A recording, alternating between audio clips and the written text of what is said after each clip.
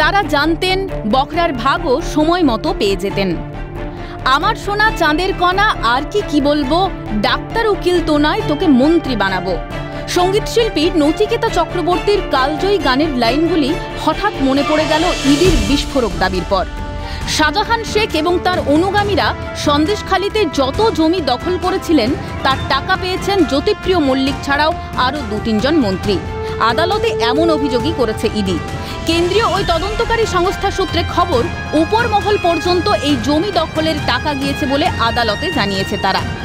ঘটনার শুরু থেকেই সম্মিলিত অপরাধ বলে সরব হতো বিরোধীরা। একার পক্ষে বিভিন্ন ধরনের অপরাধ অবাধে সংগঠিত করা শাহজাহানের পক্ষে সম্ভব নয় বলেও সুর চড়াতেন তারা।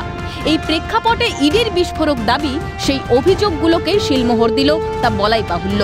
আর এখানেই প্রশ্ন উঠতে শুরু করেছে, শাহজাহানের দুর্নীতির ভাগিদার কোন কোন মন্ত্রী?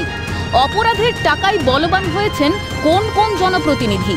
উল্লেখ্য, শিক্ষক নিয়োগ দুর্নীতিতে গ্রেফতার হয়েছেন প্রাক্তন মন্ত্রী পার্থ চট্টোপাধ্যায়, রেশন দুর্নীতিতে জ্যোতিপ্রিয় মল্লিক। এবার তাহলে কোন কীর্তিমান গারদের অপেক্ষায়?